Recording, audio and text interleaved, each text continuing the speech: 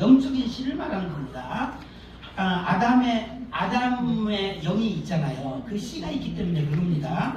하나님을 알 수 있고 하나님과 대화할 수 있는 씨, 그게 뭐예요? 소통할 수 있는 씨가 있는 사람들이 있어요. 우리는 하나님과 소통할 수 있어야 돼요. 교회를 다녔어도 소통이 안 되는 사람도 있거든요. 그냥 교회 나왔다고 다가 아니란 말이에요. 소통이 안 되는 사람이 있어요. 우리는 분명히 소통할 수 있는 씨가 있어야 되는데, 그게 바로 여기서 말하는 사람의 씨라는 겁니다. 짐승의 씨, 어떤 사람에게는 사람의 씨인데, 우리는 누구에게 어떤 씨가 뿌려졌는지 알까요? 모를까요? 우리는 모릅니다. 누구에게 어떤 씨가 뿌려졌는지, 야, 내가 보니까 너 짐승의 씨가 뿌려진 것 같아 라고 판단하면 안 돼요. 우리는 남에 대해서 함부로 얘기하면 안 됩니다. 나 자신을 살피야 됩니다. 그래서 보시면 타락 후 사람은 살려주는 영은 누구만 있어요? 예수님만 있어요. 그래서 아담의 그 영이잖아요. 원래 아담 타락하기 이전 그 원래 아담의 영은 산영이었어요. 저나 여러분들은 원래 산영이었거든요. 산영. 그렇지만 산영이 고린도전서 15장 45절 말씀에 보니까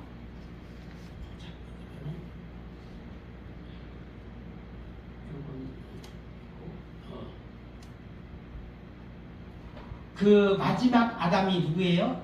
예수님이죠. 예수님이 살려주는 영이에요.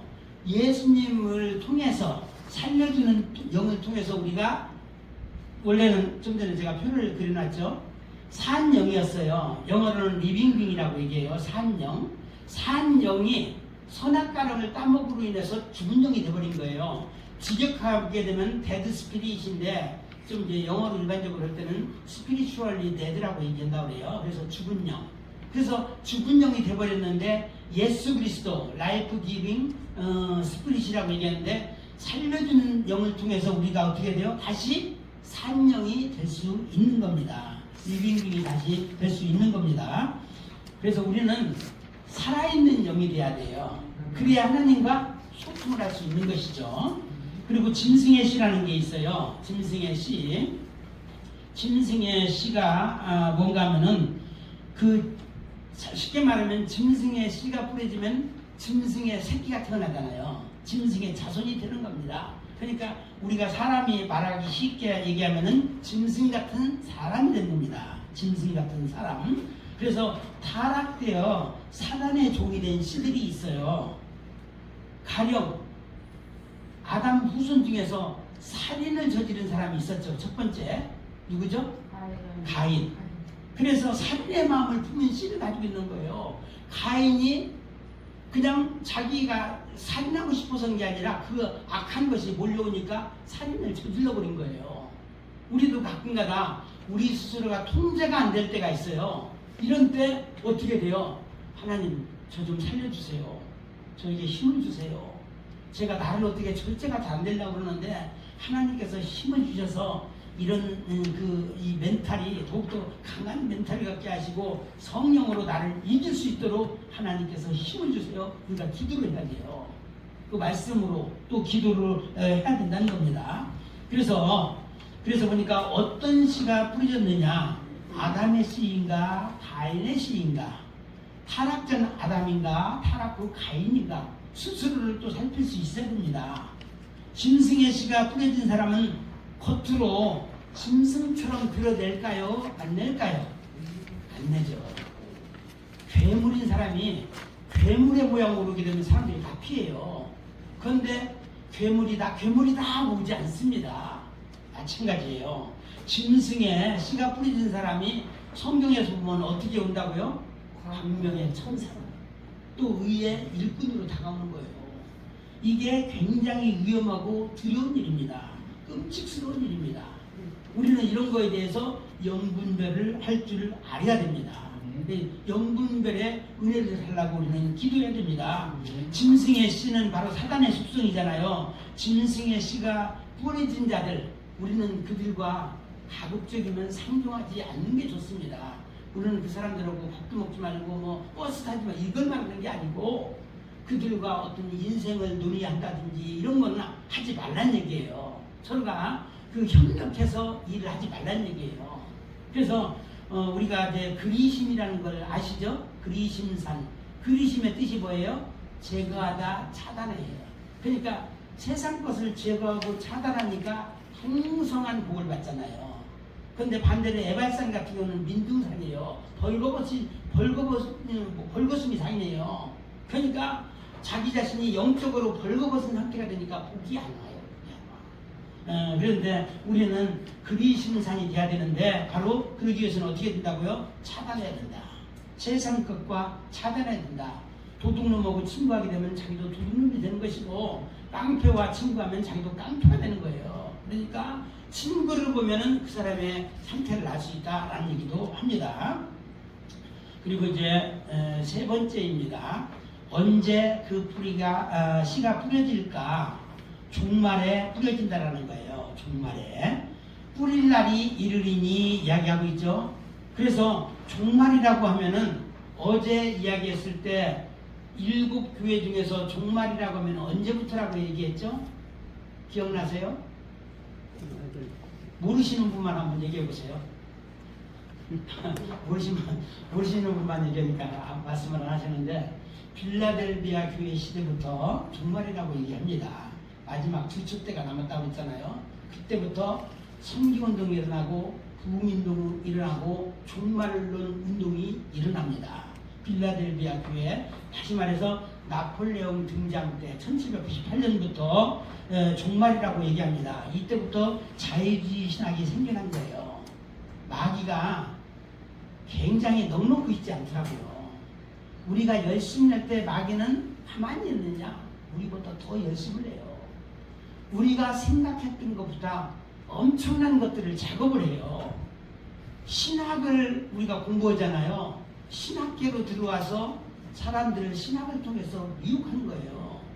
사람을 하나님께서 멋있게 창조하니까 사람 속에 들어와서 미혹을 하고 또 왕정시대가 되니까 왕 속에 들어가서 또 미혹을 하는 거예요. 그래서 솔로몬이 그 마귀의 그 미혹에 넘어졌잖아요. 그래서 신학이 아주 태동되니까 또 신학 속에 마귀가 들어와서 미혹을 하는 겁니다. 우리는 신학은 배워야 되겠지만은 그 속에서 하나님이 원하시는 것이 무엇인지, 하나님의 의도가 무엇인지, 하나님의 비밀의 말씀이 무엇인지 이 작업을 꾸준히 해야 됩니다. 그게 바로 우물 파는 작업이에요. 그래서 브엘세바 단계 가게 되면 7개의 우물이 터지잖아요. 이런 역사가 저나 여러분의 삶 속에 일어나게 되시길 바랍니다. 그래서 사람들을 미혹하는 시대인데 오늘날은 WCC나 WEA를 통해서 그 미혹을 합니다. 근데 WCC, WEA를 하는데 우리는 그 의미를 알아야 됩니다. 교회 일치운동이에요. 쉽게 말하면 교회끼리 하나로 단합이 되자 그런 게 아니에요. 불교도 좋고 힌두교도 좋고 이슬람도 좋고 또 어떤 면에서는 공산당도 좋고 거의 신앙이에요. 거의 종교예요. 거기도. 그래서 다 좋은 것끼리 한 점을 가지고 하나가 되자. 이게 교회 일치운동입니다. 그래서 WCC, 세계 복음주의 연맹 다 똑같은 얘기입니다. 그래서 이런 것들에 현혹이 되면 안 된다는 겁니다. 우리 속에는 바른 신학이 세워져야 되고 제대로 이 시대를 분별해야 됩니다. 이 시대를 분별하는 것은 세상 돌아가는 것도 우리가 알아야 되고 영적으로 하나님 말씀이 어떻게 돌아가는 것도 알아야 되고 이 두 가지가 우리가 분별하지 못하면 우리는 안 돼요.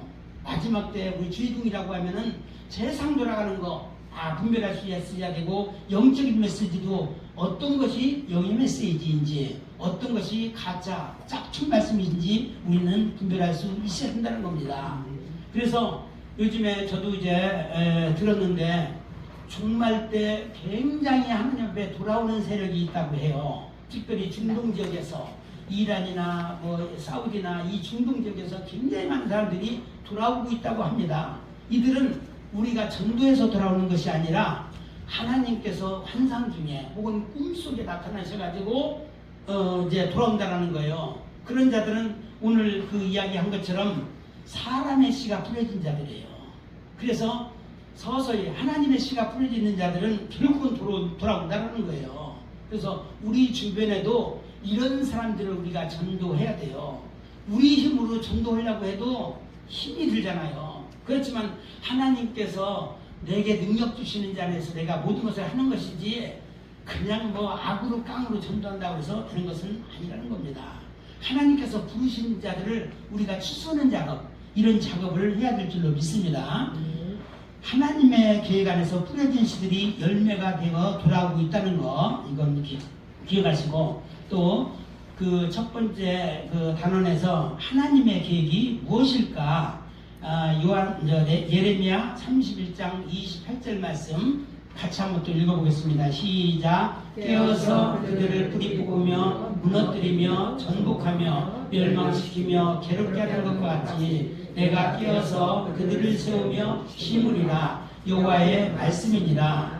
여기서 깨어서라고 개혁 개정에는 깨어서라고 하는데 개혁 한글은 경성하여라고 얘기합니다. 경성하여는 히브리어로는 샤카드라고 얘기하는데 영어로는 왓츠오버입니다. 이게 무슨 뜻인가 하면은 주시해서 보다, 우리 하나님께서 지켜본다, 또 깨어서 본다, 또 경고하여 살피겠다, 이런 뜻이 있다고 합니다. 그래서 분명히 얘기한 것처럼 경성하여 그들을 뽑고 세우고 심으리라. 이게 무슨 말인지 제가 설명을 드리겠습니다. 우리 하나님께서 사람의 씨가 뿌려질 자와 짐승의 씨가 뿌려질 자를 어떻게 결정하시느냐, 지켜보겠다는 거예요. 왓츠오버 하겠다는 겁니다. 주시하여 보겠다, 지켜보겠다, 깨어서 살펴보겠다. 그리고 나서 어떤 사람에게는 사람의 씨를 뿌리고 어떤 사람에게는 짐승의 씨를 뿌리겠다 말씀하시는 거예요. 그 결과 어떤 사람은 영적인 사람이 되기도 하고 또 어떤 사람은 그렇지 않은 사람도 있습니다. 육적인 짐승 같은 사람도 있습니다. 그래서 종말에 사람의 씨와 짐승의 씨가 뿌려질 자로 지금 나뉘어지는 세상이에요. 하늘에 거하는 자와 땅에 거하는 자로 지금 나뉘어지는 시대입니다. 그렇지만 이것이 모든 엄청나게 많은 사람들이 하는 게 아니에요. 우리가 가는 길은 좁은 문, 좁은 길로 가는 거예요. 많은 사람들이, 우리가 밥 먹으러 갈 때는 사람들이 많은 곳을 찾아가면 거기가 보장이 되지만 천국은 좁고 협착한 길로 가는 거예요. 그래서 한 걸음 한 걸음 가는 것이 얼마나 힘이 든지, 그 이제 원어적인 의미를 보면은 저도 배운 얘기인데, 신음하면서 한 사람 계속 들어갈 정도로 이렇게 가는 길이라고 얘기해요. 그러니까 우리가 끝까지 인내하지 못하면은 우리도 어느새 날아갈 수도 있는 거예요. 그러니까 늘 깨어 있어야 된다. 그래서 이렇게 보시고, 우리는 종말의 때 말씀을 가지고 승리할 때 심음과 세움을 입은 자들이 될 수 있다는 거예요. 말씀을 가지고 우리가 승리할 때 보세요. 마지막 때 어떤 사람들은 열심만 되면 되는 줄 아는 사람도 있습니다. 이게 가능할까요? 불가능하지요. 무엇을 우리 하나님께서 지켜보시겠다라는가? 얘가 배짱이 있는가? 얘가 좀 물질이 좀 있는가? 이걸 보시는 게 아니라는 거예요. 무엇을 보실까요? 우리의 심령 상태를 보시겠다는 거예요. 우리의 마음 상태를 보시고 우리 주님이 결정하시겠다. 그래서 뽑고 세우고 심으리라 말씀하신 거예요. 이거 본 다음에. 그래서 제가 이걸 다시 한번 요약합니다. 이것에 대한 것이 보면은 예레미야 1장 10절에도 나와 있거든요. 뽑고 파괴하며 파멸하고 넘어뜨리며 건설하고 심게 하겠다라는 말이 있어요. 거의 비슷한 말입니다. 첫 번째 과정, 우리 하나님께서 하나님의 사람의 씨가 뿌려질 자 첫 번째 과정은 뽑고, 우리 속에 있는 모든 것들을 다 뽑아버리겠다는 거예요. 이게 있는 이상은 사용이 안 되잖아요. 세상 것을 뽑아버리겠다. 그리고 파괴시키겠다. 그리고 파멸시키고, 그리고 이런 뽑고 파괴하고 파멸하는 이런 과정이 있다는 겁니다. 그래서 다 뽑아졌을 때는 어떻게 돼요? 다시 심고 세워지는, 그래서 진정으로 사람의 씨가 뿌려진 자의 온전한 형상이 되어지는 겁니다. 그래서 정리하겠습니다. 이스라엘 집과 유대 집에 두 씨가 뿌려진다. 사람의 씨와 짐승의 씨. 이건 뭐라고요? 영의 씨와 육의 씨. 영의 사람과 육의 사람을 이야기하는 것이죠. 종말에 사람의 씨가 뿌려진 자 어떻게 된다고요? 뽑고 파괴하고 파멸하는 과정이 있고 심고 세워지는 두 과정을 우리는 다 통과해야 된다라는 겁니다. 사람의 씨가 뿌려진 여러분들 두 과정을 잘 통과하셔서 하나님께 아름다운 열매로 드리시기를 바랍니다. 이제 두 번째 이야기를 하는데 하기 전에 우리가 찬송가 한 장 부르고 이게 아닌데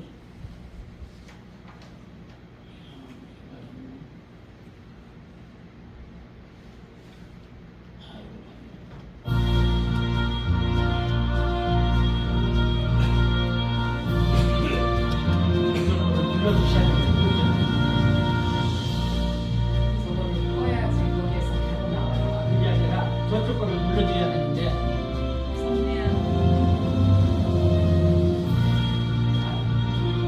한번 눌러 이따 다시 또 눌러주세요.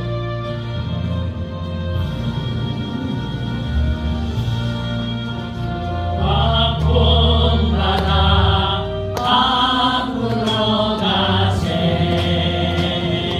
불이 거할 저소는 주님 품일세 시험 환난 당해도 낙심 말고서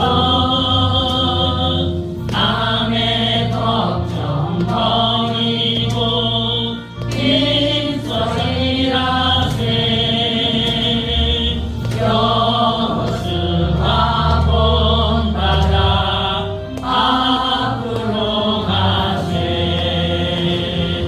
불이 거할 저소는 주님 품일세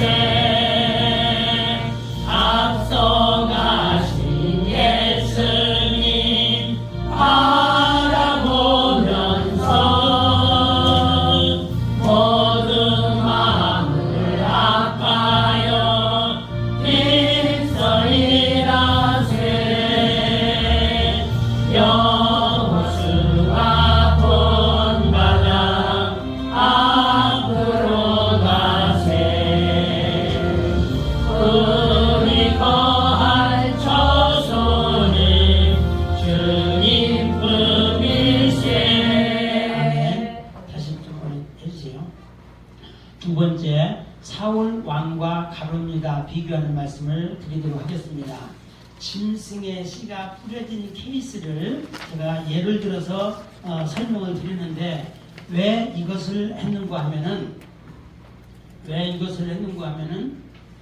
그렇죠. 햇빛이 안 들어가더라고요. 한번 F5에다가 한번 해보세요.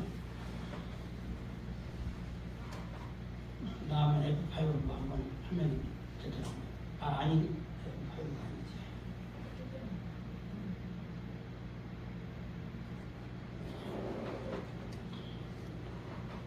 안 나오면 그냥 닫으십니다.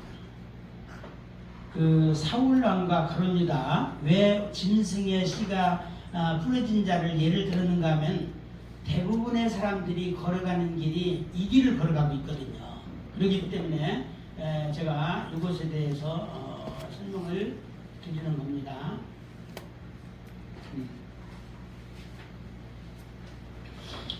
사울왕과 가룟유다를 보니까 선택받은 자들로 시작을 합니다. 사울왕 사무엘을 통해서 선택을 받았지만 물론 하나님의 선택을 받아서 사무엘을 통해 기름 부음 받아가지고 왕으로 세워집니다.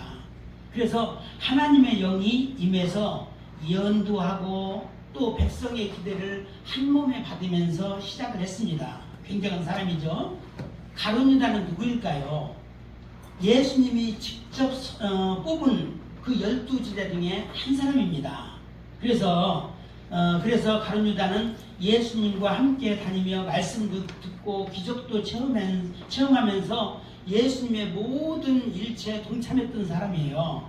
둘 다 평범한 사람이 아니고 특별히 하나님의 선택된 위치에서 출발을 했다라는 거예요. 영적으로 보면 세상적으로도 이런 사람을 뭐라고 말해요? 금수저라고 얘기하는데 이분들은 영적으로 금수저로 출발했다라는 겁니다. 왜냐하면 하나님의 선택을 받았기 때문에.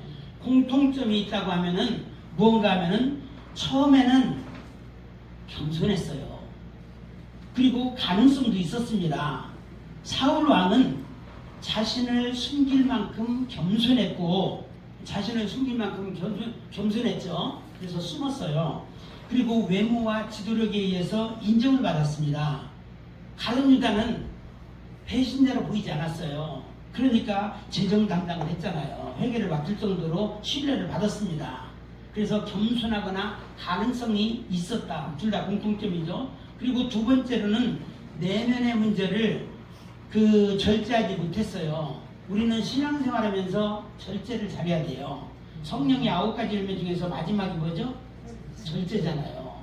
절제가 안 돼서 폭망한 사람들이 상당히 많습니다.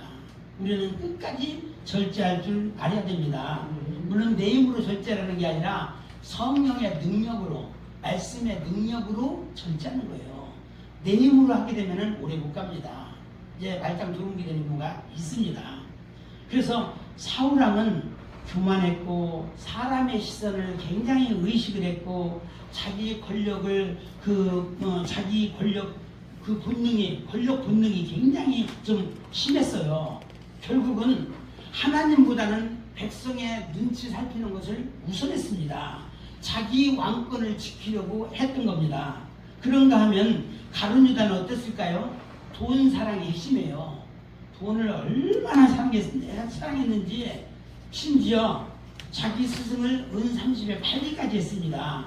돈 괴를 맞고 도둑질했다라고 성경에 기록까지 돼 있잖아요. 얼마나 돈을 사랑했으면. 그래서 주변에 있는 사람이 돈을 사랑해도 괜찮은지만 하나님보다 더 사랑하면 안 된다라는 것을 가르쳐 줘야 돼요. 잘못하다가 돈을 너무 사랑하게 되면 이 가룟 유다처럼 되는 수가 있거든요. 그리고 세 번째로는 회개의 기회를 놓쳤어요. 사람마다 어떤 기회가 있거든요. 사울왕은 그 사무엘의 책망 속에서도 진정한 회개보다 자기 체면이 우선시했어요. 중요시했던 겁니다. 심지어 백성 앞에서도 자기를 높여달라고 아주 요청까지 해요. 지금 자기가 사느냐 죽느냐는 판국인데 내가 범죄했을지라도 사람들 앞에서 나를 높여달라고 사무엘에게 부탁까지 했어요. 지금 이제 잘못하면 망해가는 이제 폭망 일부 직전인데도 정신을 못 차렸던 겁니다. 한번 이제 그 악한 영이 오니까 이렇게 되버리는 겁니다. 가룟 유다는 또 어땠을까요? 만찬식에서 마지막으로 돌이킬 기회를 주었어요. 그런데 끝내 어떻게 됐어요? 돌이키지 않았던 것입니다. 그리고 절망으로 생을 마감하게 됩니다. 잘못된 선택을 함으로 스스로 자괴감을 느껴 자괴감이 뭐죠? 부끄러움, 수치를 느낄 정도까지 그런 상황에 달했는데도 불구하고 마지막 순간까지 돌이키지 않았어요. 끝났을 때 돌이키면 아무 소용이 없잖아요. 이미 다 판이 끝난 상태에서 돌이키면, 죽고 나서 돌이키는 것은 아무 의미가 없는 것이죠. 둘 다 회개를 해야 되는 상황임을 알았지만 끝내 하나님께 돌아오지 못했다라는 것입니다. 그리고 마지막으로 영적으로 시작을 했지만 육적으로 끝났다라는 겁니다. 사울왕은 성령으로 감동으로 시작했지만 나중에는 무당 엔돌의 신접한 여인을 만나잖아요. 왜냐하면 성전이 없으니까. 성전이 세워져야 우리 하나님의 음성을 들을 수가 있고 응답을 받을 수 있는데 성전이 무너져 버리니까 이제 신접한 여인에게 간 겁니다. 실질적으로 하나님을 믿는 것은 그 사울왕 입장에서는 들러리야. 들러리. 그래서 세상적 공감을 따라가는 자들이에요. 세상적 공감. 우리는 영적인 공감대를 맞춰야 되는데 세상 사람들이 다 동의한다고 해서 그거를 따라가면 되겠습니까? 절대로 안 되는 것이죠. 그래서 이 자기 틀을 버려야 되는데 이 자기 틀 속에서 빠져나오지 못한 거예요. 이 자기 틀이라는 것도 세상 사람들이 좋아하는 거, 아, 사람들이 다 원하니까. 우리 교회도 만약에 사람들이 다 원한다고 그거 하면 될까요? 안 될까요? 안 되잖아요. 하나님 말씀이 우선인 거예요. 하나님 말씀이. 이렇게 이제 들어가야 되고, 그렇게 됐죠. 그리고 둘 다 하나님과의 관계로 시작했지만 육체의 욕망과 불순종으로 끝나게 되었다는 겁니다. 탐욕과 불순종으로 인해서 모든 것이 엉망진창이 되었던 것입니다. 차이점이 있다고 하면은 직분의 차이가 있어요. 사울 왕은 왕으로서 국가 지도자의 책임을 감당하다가 무너졌습니다. 책임보다는 뭐예요? 자기 자신이 우선됐어요. 나라를 지키는 것보다 나를 지키는 것이 우선인 사람들이 있잖아요. 오늘날 권력자들 중에서도 이러면 안 된다는 것이죠. 가룟 유다는 뭐냐? 제자로서 메시아를 곁에서 보다가 무너진 거예요. 제자임에도 불구하고 무너졌어. 왜 무너졌을까요? 예수를 육적인 활용가치로 계산했던 거예요. 다시 말해서 오늘날 교회 나오는데 계산 따라오는 사람도 있어요. 여기 큰 교회 나가면 장사도 잘 될 것이고 뭐 어쩌고저쩌고 여러 가지 계산 따라 신앙생활하면은 이렇게 되는 겁니다. 가룟 유다처럼 되는 겁니다. 돈 사랑. 둘 다 한 사람은 제자로서 시작했다가 실패자, 또 한 사람은 지도자로서의 실패자가 되었던 것입니다. 오늘날 신앙생활하는 사람들에게 주는 경고의 메시지가 있어요. 시작이 좋다고 끝까지 좋은 것은 아니다. 네? 시작이 반이니까 우리는 이제 잘 될 거야 아니에요. 끝까지 좋아야 됩니다. 직분이 있다고 안전한 것은 아니다.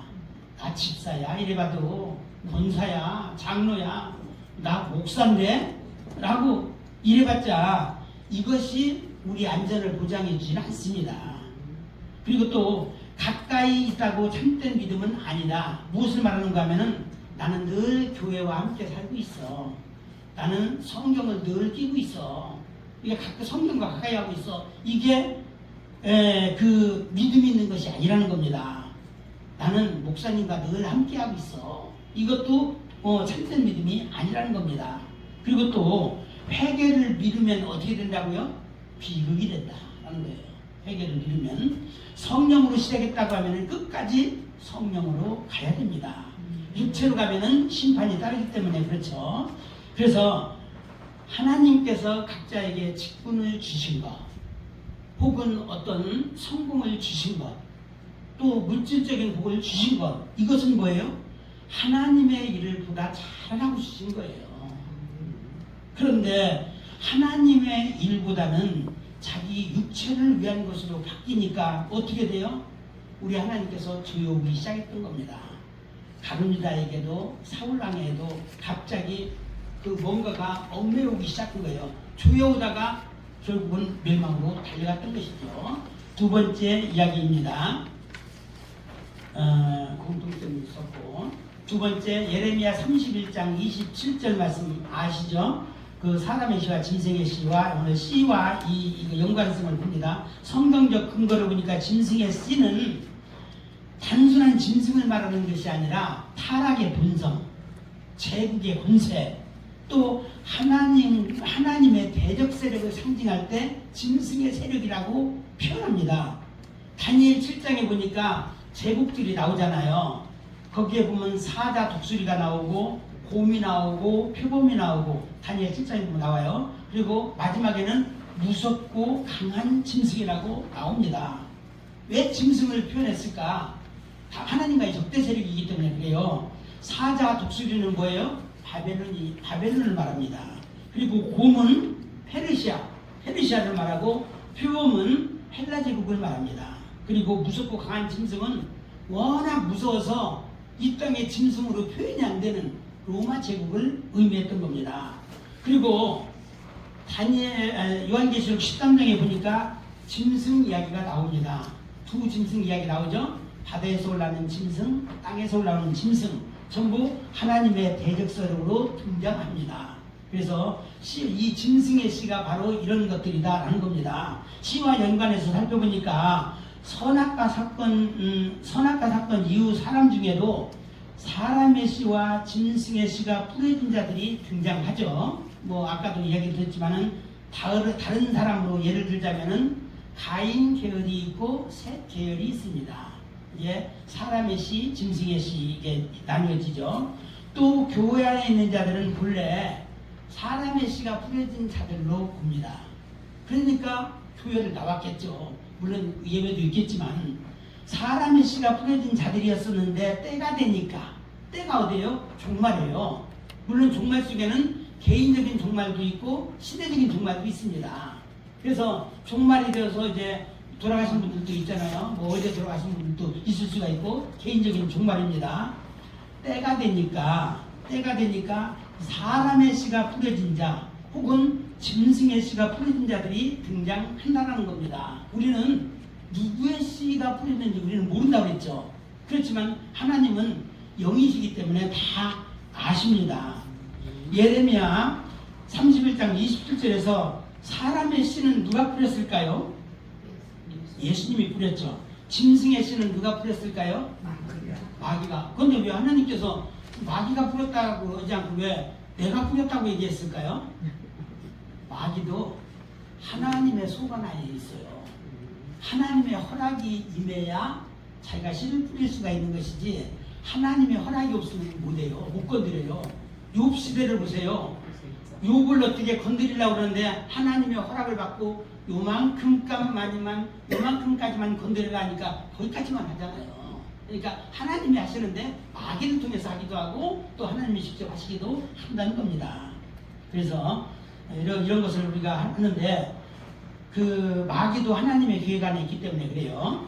여기서 짐승의 씨가 뿌려진 자에 대한 내용을 보니까 특별히 가룟 유다와 오늘 사울왕 이야기를 지금 하고 있잖아요.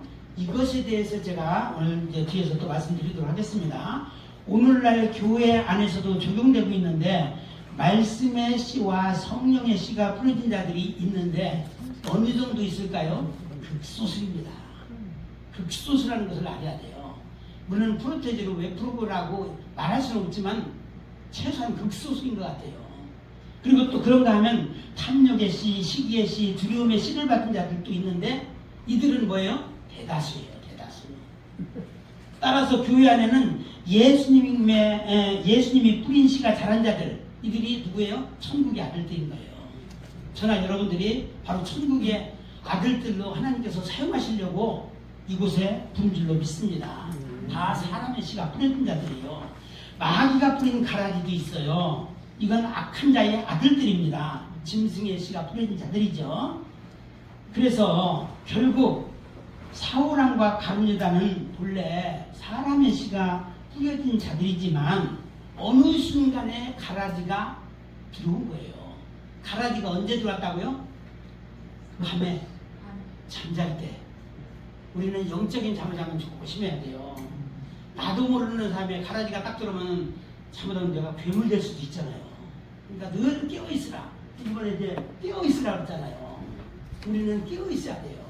샤카드가 돼야 됩니다. 히브리어 워치와 또 키와치라고 얘기하죠. 그래서 이것을 우리는 알아야 되고 그래서 이 가라지가 어떻게 돼요? 결국은 짐승이 돼요. 짐승이 돼가지고 심판에 멸망에 이르게 된다는 것입니다. 보세요. 짐승의 씨와 짐승의 표와 짐승의 지배에 대해서 얘기합니다. 오늘 사람의 씨에 대해서는 별로 얘기하지 않는 이유가 왜냐하면 우리가 짐승의 씨를 그러니까 뿌려질 확률이 있기 때문에 조심해야 되기 때문에 이것을 이야기하는 겁니다. 그래서 사울에게 악신이 임했다고 해요. 사무엘상 16장에 보니까 악신이 임했다고 합니다. 왜 그럴까? 이걸 봅니다. 사무엘상 16장 14절 말씀 같이 읽어보겠습니다. 시작. 여호와의 영이 사울에게서 떠나고 여호와께서 부르시는 한 영이 그를 넘어가게 하시라. 예, 분명히 여호와의 영이 사람의 씨가 뿌려졌어요. 처음에는. 근데 떠났어요. 영이. 그러니까 어떻게 돼요? 떠나는 순간에 하나님의 보호막이 붙이는 거예요. 약한 영이 잘됐다. 너는 내 밥이다. 들어오는 겁니다. 이게 왜 그럴까요? 그 전서부터 자꾸 교만하고 하나님께서 말씀하시는 불순종하고 이게 자꾸 쌓이고 쌓이니까 얘는 하나님께서 와치오바를 딱 해보니까 얘는 도저히 안 되겠다 생각한 거예요. 그러니까 하나님의 보호막이 거치니까 마귀가 이제 딱 들어오는 거예요. 악한 악령이 들어오게 되는 겁니다. 그래서 사울에게 여호와께서 부르시는 악신이라고 했는데 사실 마귀가 부른 거나 똑같죠. 이는 하나님의 주권 아래 허용된 심판적인 영적인 혼란입니다. 과연 이것은 구체적으로 무엇을 의미할까? 하나님의 악을 창조했다는 것일까요? 이게 아닙니다. 이는 사울의 지속적 불순종 이후에 나타난 거예요. 저나 여러분들은 하나님의 보호막 안에 있을 때는 하나님의 특별 보호 대상자예요. 함부로 마귀가 여러분들을 건드리지 못합니다. 말씀과 성령이 우리 속에 있는 이상 못 건드려요. 무슨 욕 같은 경우는 특별 케이스고. 과연 구체적으로 이것은 무엇을 의미할까? 보세요. 사울이 어느 순간서부터 시작해가지고 하나님의 영이 떠나니까 어떻게 돼요? 질투가 오기 시작해요. 두려움, 광기, 의심, 우울, 분노가 지배하도록 허용된 거예요. 결코 갑자기 나타나지 않아요. 지속적인 불순종, 지속적으로 하나님 말씀을 멀리 하잖아요. 하나님과 배척한단 말이에요. 그러니까 어느 순간에 이제 온다는 겁니다. 다윗을 죽이려고 하는 집착, 감정 기복, 영적 불안, 폭력성, 하나님의 음성 단절, 이게 서서히 온 게 아니에요. 그래서 단순한 귀신 들림이 아니라 하나님을 거절한 삶의 결과로 이제 영적인 붕괴가 온 것입니다. 짐승의 씨란 무엇일까요? 짐승의 씨란 상징의 용어일 수도 있는데 짐승의 씨의 의미는 타락의 성향입니다.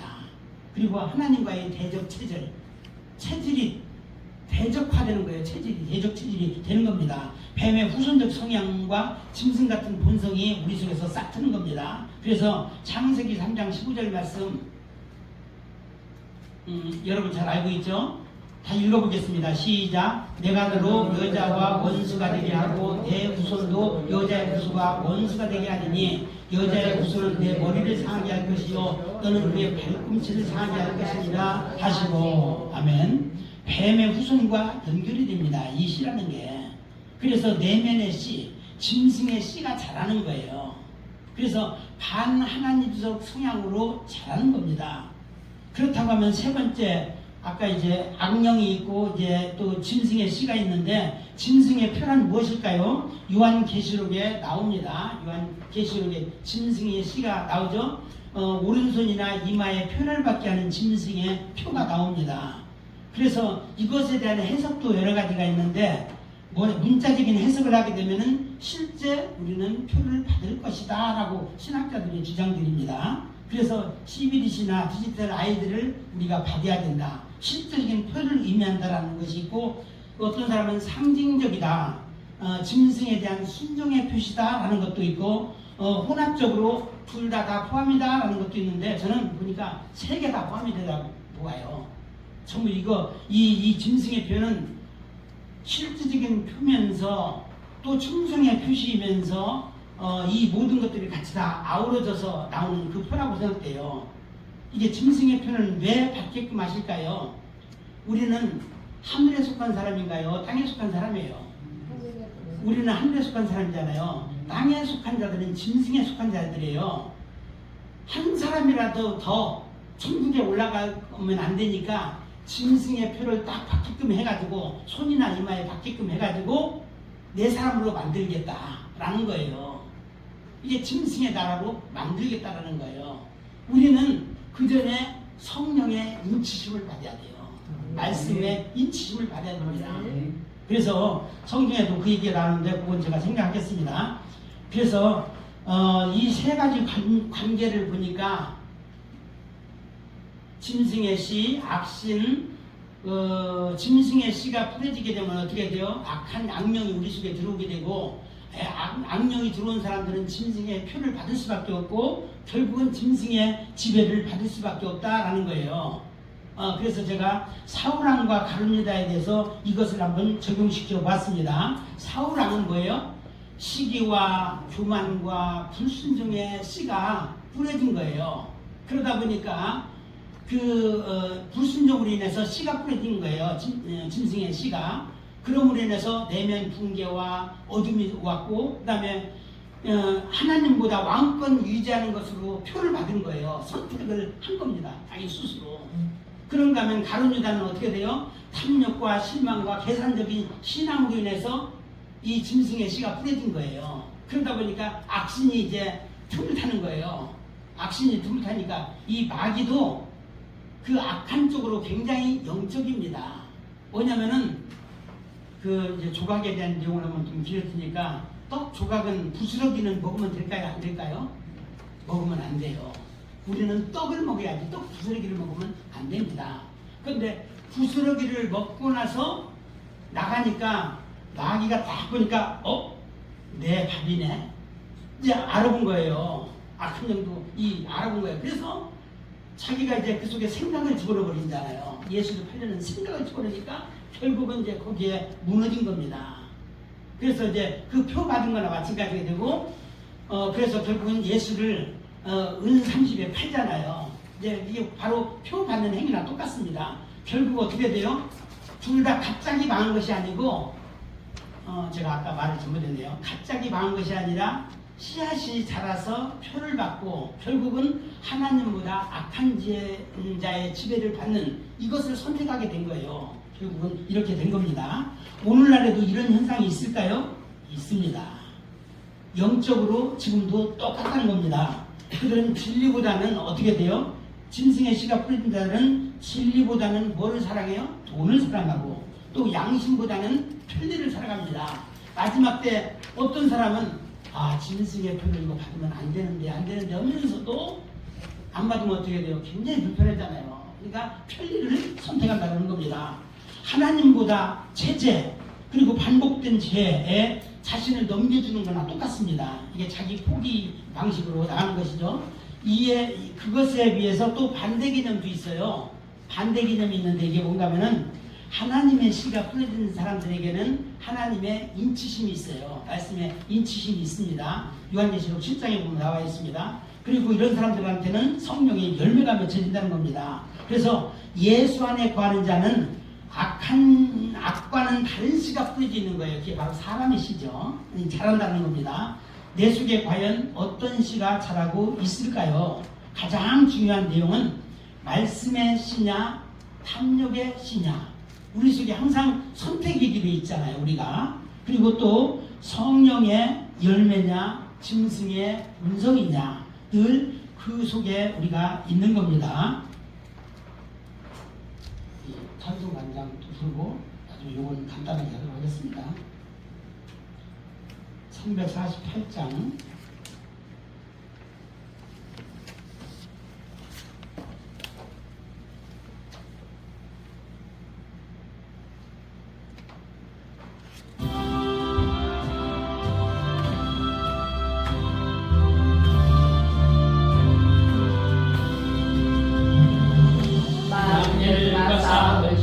죄악벗은 형제여 담대하게 싸울지라 저기 악한 적병과 심판날과 멸망에 내가 섰는 눈앞에 또 다가오리라.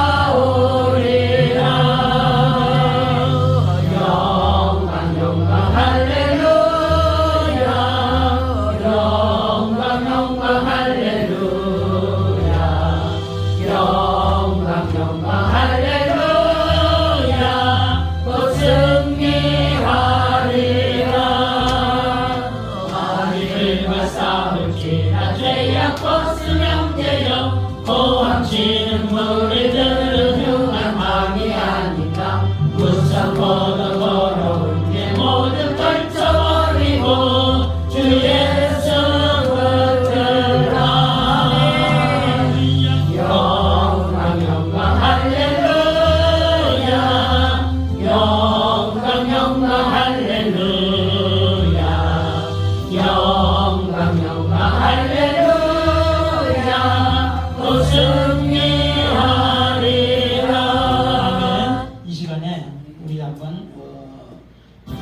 마음을 다하고 뜻을 다해서 주여 한번 하고 다 같이 한번 기도 한번 하고 또 시작하도록 하겠습니다. 말씀에 우리가 깨닫는 역사가 있게 해 주시옵소서. 또 우리 여러 가지 기도 제목을 위해서 다 같이 주여 한번 부르고 기도하겠습니다. 주여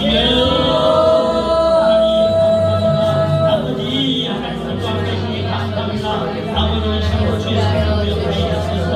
아버지 말씀을 인도해 주시옵소서. 아버지 주의 나를 인도하시니 아버지 주께서 나를 위하시고 하나님 말씀이 말씀하시옵소서. 아버지의 생각과 마음을 취하여 주시니 감사합니다.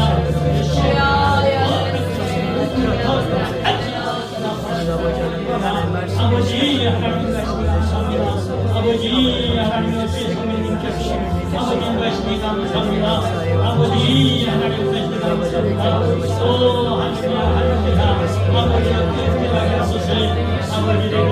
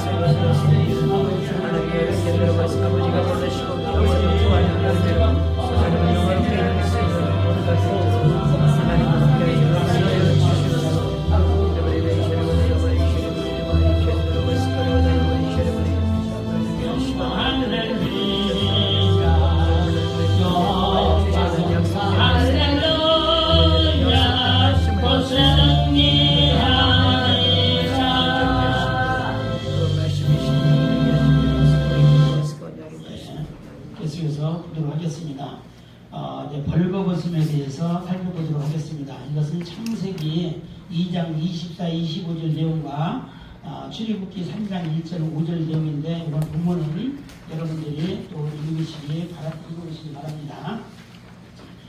벌거벗는다는 것은 그 수치스럽고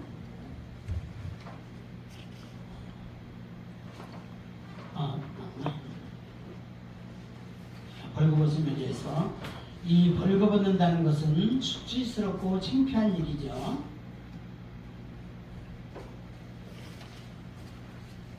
창피한 일이죠. 내 몸을 가족에게도 함부로 보이지 않습니다. 이유는 숨기고 싶고 보이고 싶지 않기 때문에 그래요. 그래서 우리는 옷을 입는 것이죠. 그런데 사람마다 비밀의 영역이 있어요. 몸뚱어리도 비밀의 영역이 있지만 우리 마음속에도 비밀의 영역이 있습니다. 감추고 싶고 드러내고 싶지 않은 그런 영역이 있다라는 겁니다. 그렇지만 부끄러워도 계속 숨겨놓을 수는 없어요. 씻어야 됩니다.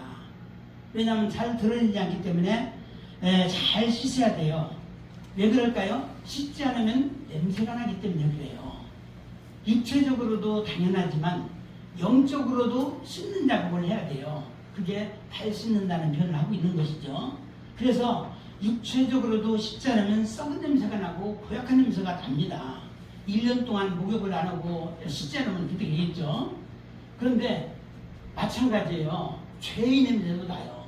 어떤 사람 옆에 가면은 막 여기 있고 싶지도 않을 정도로 우리가 구역질이 날 정도가 되는 사람도 있어요. 죄의 냄새 굉장히 불편합니다. 옆에 있고 싶지 않을 정도예요. 그런데 이 벌거벗음이라는 것이 있는데 이 벌거벗음이 수치가 아닌 경우도 있습니다. 이거 두 가지 경우거든요. 첫 번째는 부부간이에요.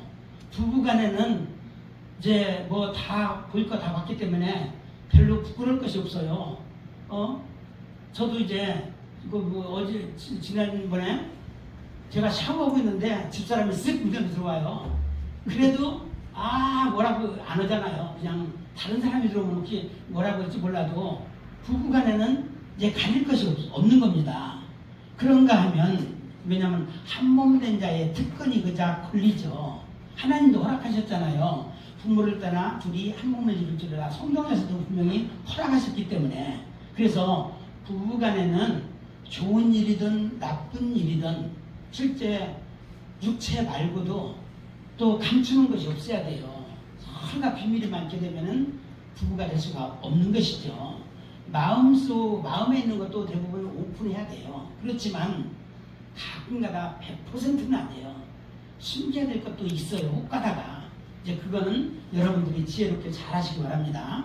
괜히 얘기해가지고 결과가 더 안 좋은 것도 있거든요. 이제 그런 것들은 지혜롭게 하셔야 되죠. 그리고 또 수치가 아닌 경우는 목욕탕에서는 수치가 아니에요. 다 스스러운 사람들이기 때문에 부끄러움이 없습니다. 그런가 하면 영적 세계에서도 하나님과 부부된 자가 있잖아요. 한 몸 된 자. 이것을 네 글자로 뭐라고 말해요? 임마누엘이라고 얘기하죠. 하나 된 자. 신랑 되신 예수님과 예수 그리스도의 신부 한 몸 됐잖아요. 그 전에는 어떻게 돼요? 세상에 있을 때 여자예요. 여자인데 나중에 어떻게 된다고요? 신부가 되죠. 그리고 마지막에는 뭘로 바뀌어요? 아내. 그게 아내라는 표현이 어디에서 제일 먼저 나온다고요? 요한계시록 19장에서 제일 먼저 나오고 그 다음에 21장에도 또 나와요. 내가 어린 양의 아내를 내가 준비라는 게 나옵니다. 그리고 21장은 이제 준비된 아내를 내가 보이리라 그래서 21장에도 나옵니다. 그래서 이런 것을 우리가 알아야 되는데 이 땅에서는 우리가 신부로서 역할하기 위해서는 데이트를 해야 되잖아요. 결혼하기 전에 데이트를 하는데 우리는 예수님과 데이트를 어디서 해요? 골방에서. 이제 골방기도라고 골방에서 하잖아요. 말씀도 보고 또 이제 기도도 하고 골방에서 만납니다. 그리고 천년왕국에서 우리가 혼인잔치가 이루어집니다. 그래서 이제 하나 되는 것이죠. 그래서 숨기는 것이 없어야 돼요. 그것을 다른 말로 영적으로 벌거벗어야 된다. 그래서 성경적인 벌거벗음에 대해서 오늘 이제 풀어보는 시간을 갖도록 하겠습니다. 성경적인 벌거벗음에 대한 이해입니다. 단순히 옷을 벗는 상태만을 의미하지 않습니다. 하나님 안에서 인간의 가면, 또 자랑, 체면, 자기의 이 모든 것들이 다 벗겨지는 상태를 이제 벌거벗는다라는 표현을 하고 있어요. 그래서 우리가 성경의 예를 오늘 이제 두 사람 예를 들려고 하는데 아담 그리고 모세를 들려고 합니다. 참고적으로 또 예수님은 또 말씀을 언급을 하려고 합니다. 그래서 아담, 모세, 예수님의 벌거벗음과 그 장면들을 보려고 합니다. 서로 시대와 상황은 다르지만 깊은 영적인 공통점이 있습니다. 핵심을 보니까 인간이 자기 체면과 힘을 다 내려놓고 완전히 하나님 앞에 드러낼 때 우리 하나님이 무지무지 기뻐하신다라는 겁니다. 그래서 하나님께서 영광 받으신다라는 겁니다. 우리를 완전히 드러낼 때. 그래 이걸 얘기하는 거고 시대별로 보게 되면 그 벌거벗음에 대해서 성경적으로 한번 구분해 봤거든요. 태초시대는 BC 4000년부터 2000년까지인데 대표적인 사람을 오늘은 시간 관계상 아담을 제가 도입을 했고 그리고 또 율법시대 2000년부터 예수님 출임 때까지인데 모세를 대표로 이제 끄집어내 왔고 복음시대는 사도 바울을 하려고 했는데 시간 관계상 예수님만 이렇게 도입을 하려고 합니다. 그래서 세 분에 대한 내용인데 성경적인 신뢰를 보겠습니다. 첫 번째 아담과 하와 이야기입니다. 그래서 아담과 하와는 여러분들도 잘 아다시피 뭐라고 말했어요? 부끄러웠으나 그 벌거벗었으나 부끄러워하지 아니하더라 그랬어요. 단순한 육체 노출만을 말하는 게 아니고 하나님 앞에서 육체뿐만 아니라 영혼까지 전부 다가 숨김이 없음을 지금 말하고 있는 겁니다. 이 벌거벗음 속에는 벌거벗게 되면 어떻게 돼요? 자기 방어가 없고 위선이 없습니다. 하나님과 분리되지 않았고 꾸밀 필요도 없어요. 잘 보일 필요도 없어요. 있는 그대로니까. 그렇지만 죄 지은 후에는 어떻게 됐을까요? 가장 먼저 나타난 반응은 몸뚱아리를 가리는 작업. 그래서 무화과 나무 잎으로 자기 몸을 가렸어요. 제일 먼저 그 이제 가리는 작업이 있었고, 그 다음에 숨어요. 숨습니다. 왜냐하면 하나님이 이제 부끄러운 것이 너무 많은 거예요. 하나님은 딱 보면 다 알잖아요. 육체뿐만 아니라 우리의 그 마음까지 다 알잖아요. 그리고 두려움이 찾아왔던 겁니다. 가린다는 것은 자기의 위선, 하나님 회피를 상징하는 것이죠. 아담과 하와 입장에서는 뭐냐면 뱀이 그들 속에 임하기 전에는 영적인 존재이기 때문에 육체가 보이지 않았어요. 그러니까 가릴 필요가 없었어요. 다시 말해서 하나님과 하나됨이 워낙 강력했기 때문에 육체의 수치를 몰랐고 관심 바뀌었어요. 마치 태어난 갓난아가처럼. 아가는 부끄러우지 않잖아요. 그래서 하나된 존재가 그렇습니다. 그런가 하면 지식의 열매, 선악과 열매를 따먹으면 어떻게 돼요? 육체가 보인 겁니다. 오히려 육의 눈이 뜨이자 영의 눈이 가려진 겁니다. 감기게 된 거예요. 그래서 오늘 영어로 얘기했잖아요. 데드 스피릿이 돼버린 거예요. 죽은 영이 돼버린 겁니다. 우리가 이제 오늘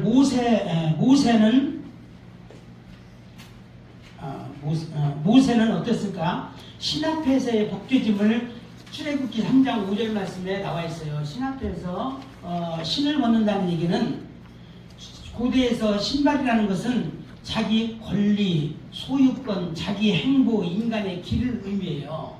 이 신발은 그러니까 함부로 벗는 게 아니라는 거죠.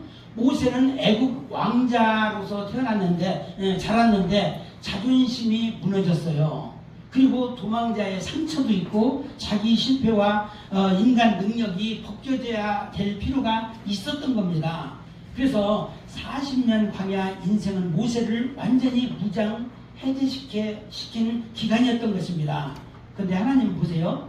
하나님은 강한 모세보다 끼어진 모세, 의지 잃은 모세, 벌거벗은 모세를 우리 하나님이 원하셨던 거예요.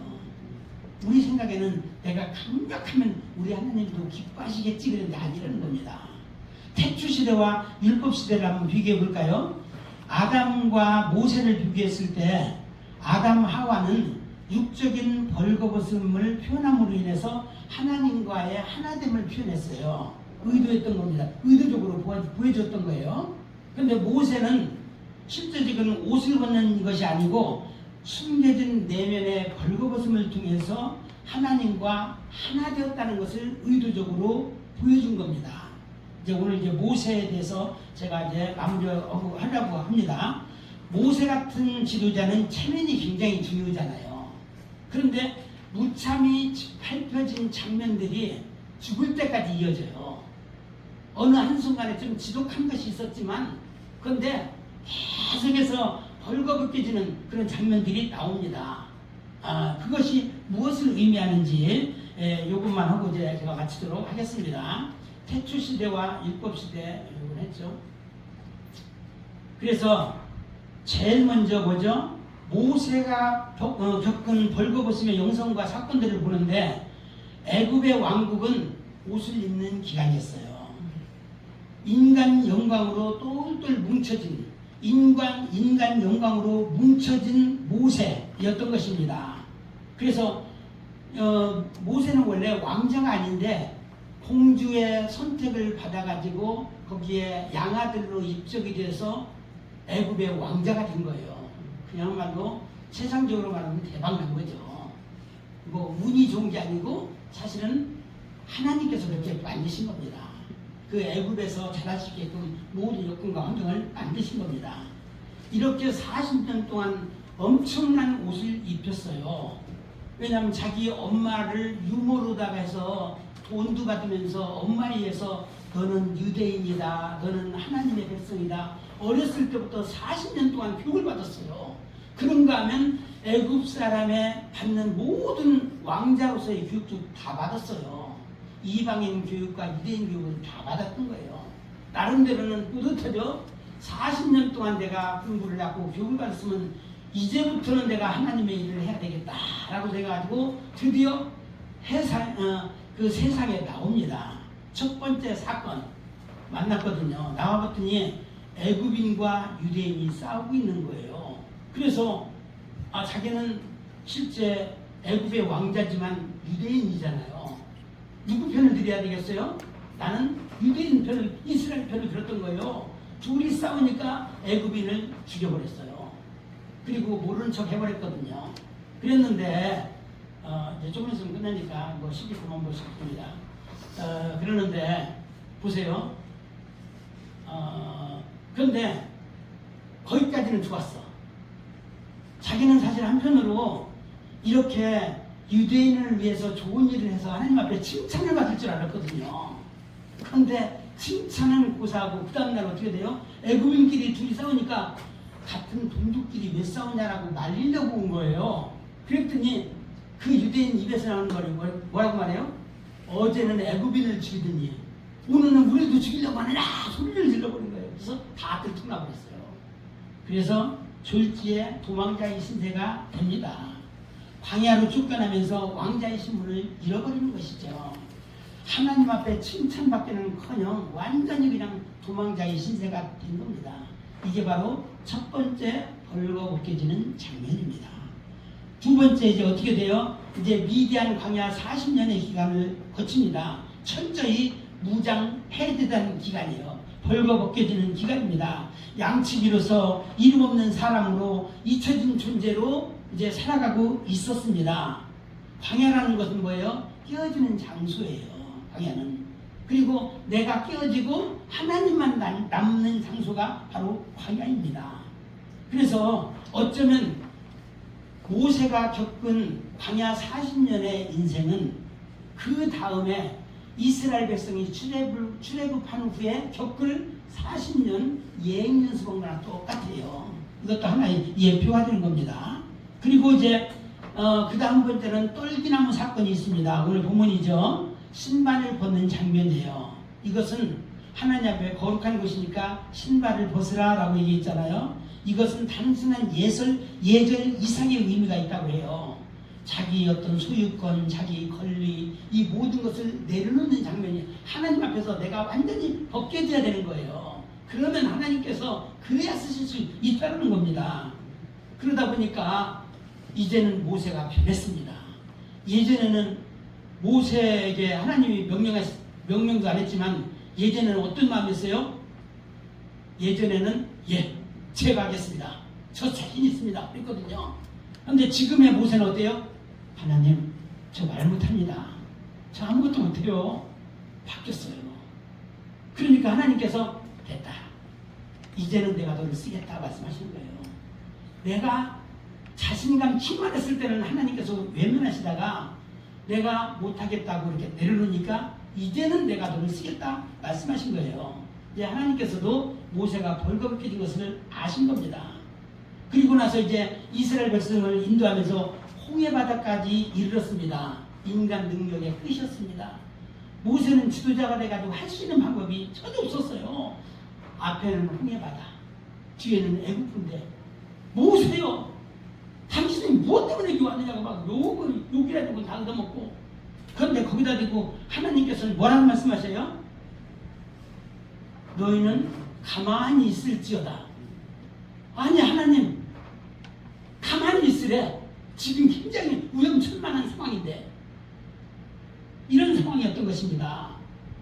그래서 결국 하나님께서는 모세가 어느 정도 영성이 회복이 된 것. 왜냐하면 모세 속에 하나님의 영감으로 충만한 것을 확인하니까 뭐라고 말씀하셨어요? 16절 말씀에 같이 읽어보겠습니다. 시작. 지팡이를 들고 손을 바다 위로 내밀어 그것이 갈라지게 하라. 이스라엘 자손이 바다 가운데 마른 땅으로 행하니라. 그랬어요. 지팡이를 들어서 내밀어서 그것이 갈라지게 했어요. 모세가 갈라지게 했습니까? 하나님이 갈라지게 하셨습니까? 모세는 그냥 명령대로 한 거예요. 우리는 가끔가다 내 기도 때문에 응답됐다고 자꾸 자기 기도를 자랑하는 사람이 간혹가다 있어요. 여기 계신 분은 아무도 안 계시지만 이제 이거 조심해야 돼요. 하나님이 하신 거예요. 내 기도에 나를 하나님께서 사용하신 겁니다. 모세를 사용해서 이런 모세가 벌거벗겨진 것을 확인하니까 하나님이 사용하셨던 것입니다. 그리고 다음번에 또 어떤 일이 났어요? 이제 시내산에 도착했습니다. 모세의 얼굴에서 광채가 나는 거예요. 하나님과 뭐 며칠 동안에 그렇게 이제 독대하다 보니까 산에서 내려왔더니 모세 속에 하나님의 영이 임하니까 막 광채가 나는 거예요. 그러니까 어떻게 사람들이 모세를 쳐다볼 수가 없어. 아, 모세요, 제발 수건으로 가려주세요. 그래서 수건으로 가리잖아요. 무엇을 의미할까요? 하나님과의 교제 후에 모세 얼굴에 광채가 났는데 모세는 그것을 몰랐어요. 참된 현상은 뭐예요? 내가 빛나면 안 되는 거예요. 그러니까 나는 가려야 되는 거예요, 수건으로. 그리고 하나님의 영이 빛나야 되는 거예요. 나를 통해서 예수님이 빛나야지 내가 빛나면 안 되는 거예요. 그런 의미에서 모세는 수건이 씌워졌다라는 거예요. 우리는 항상 하나님의 영광만 드러내야 됩니다. 그리고 그 다음에 반석 사건이 있게 됩니다. 반석에서는 뭐죠? 마지막 남은 자아가 깨어지는 거예요. 이때까지도 모세 속에 있는 혈기가 아직까지도 덜 깨진 거예요. 분명히 뭐라고 말했어요? 반석에게 뭐라고 말했죠? 명령하라고 했어요. 명령하라고. 어디 나오는데 10절입니다. 그래서 8절에 보니까 반석에게 명령하라고 했거든요. 그런데 모세는 어떻게 됐어요? 반석을 2번이나 땅, 내가 이 반석에서 물을 내려 하면서 빵빵 쳤어요. 그랬다가 하나님한테 댕탕 혼났어요. 왜냐하면 분명히 하나님께서는 명령하여 내라고 그랬잖아요. 그럼 명령을 해야 되는 거예요.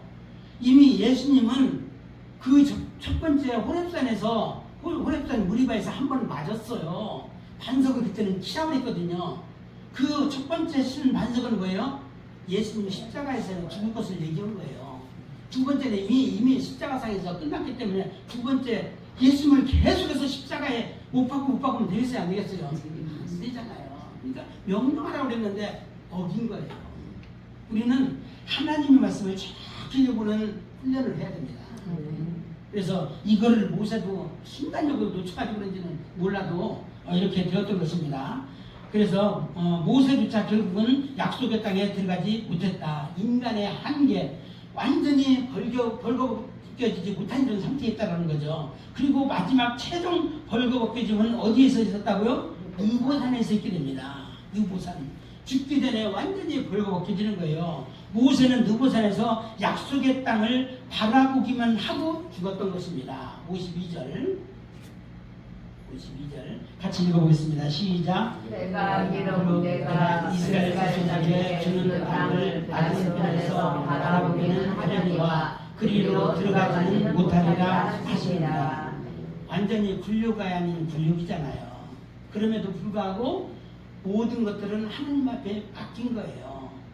모세에게서 창세기, 출애굽기, 레위기, 민수기, 신명기 이게 끝절이에요. 자기가 죽일 것을 예고하고 이 글을 쓰고 죽은 것 같아요. 모세가 또 인간 저자는 모세거든요. 그래서 내 계획까지 마지막 벗겨짐이거든요. 내 계획까지 하나님 앞에 다 내려놓는 것이다. 죽음 이유는 하나님께 다 맡긴 겁니다. 그리고 마지막으로 예수 그리스도의 완성입니다. 예수님과 신약의 완성인데 이 흐름은 결국 예수 그리스도에게서 완전히 절정을 이루게 됩니다.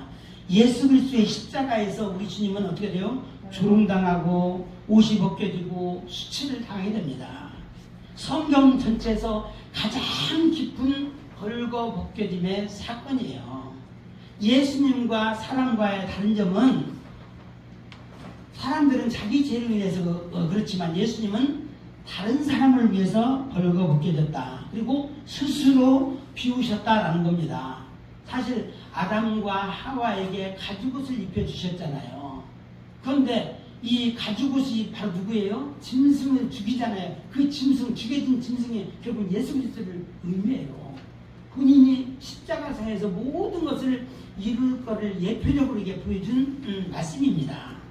그래서 스스로 벌거벗김을 감당하기 위해 죽으셨다라는 겁니다. 그래서 오늘 이제 긴 시간 동안 벌거벗겨짐의 사건을 통해서 하나님이 저에게 또 여러분에게 의도하신 것이 무엇인지 잘 분별하시고 이 시대적인 사명을 잘 감당하시는 우리 모두가 되시길 주의 이름으로 부탁드립니다. 네. 기도하겠습니다. 하나님 고맙습니다. 오늘 또 하나님께서 우리 가운데 함께 하시니 감사합니다. 오늘의 말씀이 생명이 되고 능력이 되어서 아버지 우리의 삶 가운데 아버지 하나님의 세상을 비추는 아버지는 그러한 빛이 될 수 있도록 인도하여 주시옵소서 감사드렸고 예수님의 이름으로 기도합니다. 아멘. 아멘.